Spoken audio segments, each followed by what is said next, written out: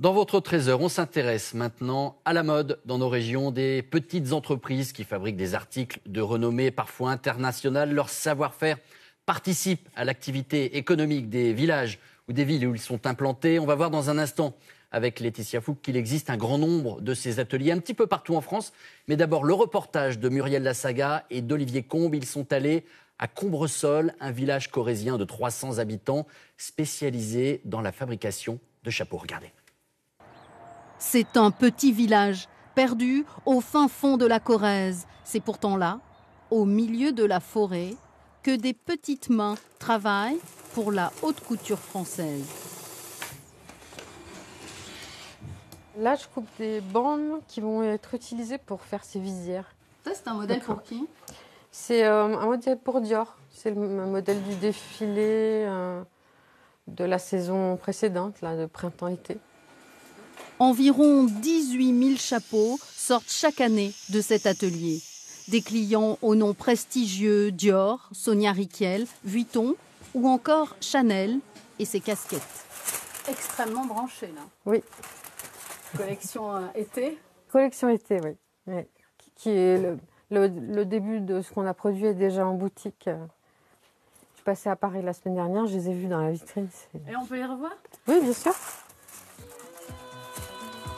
Et ça défile sur les plus grands podiums de la mode. Une exposition internationale pour ce petit atelier qui a su atteindre l'excellence.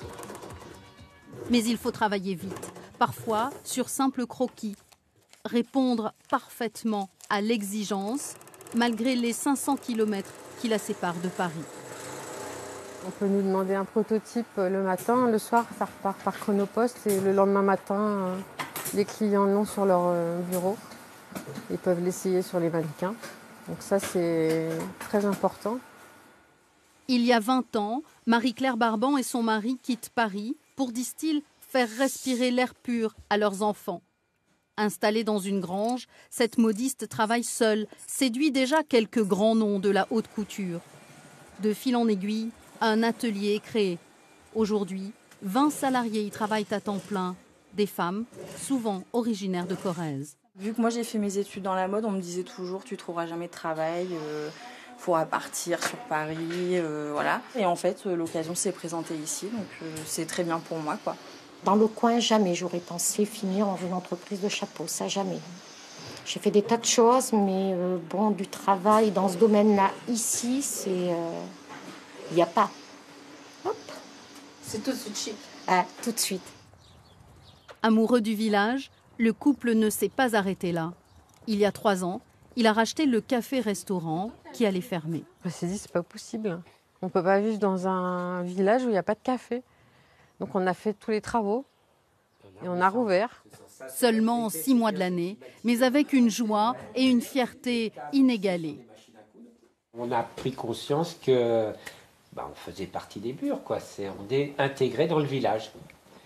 Et ça, c'est vrai que ça fait plaisir. Dans quelques temps, Marie-Claire Barban prendra sa retraite, lèguera le fond de l'atelier à ses enfants. Et c'est cette jeune modiste qui prendra les rênes.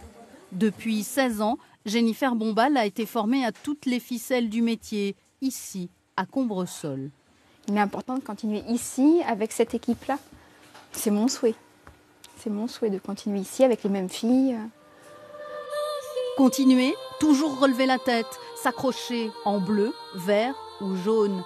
Dans toutes les matières, toutes les formes, les chapeaux de l'atelier corrézien continuent leur route.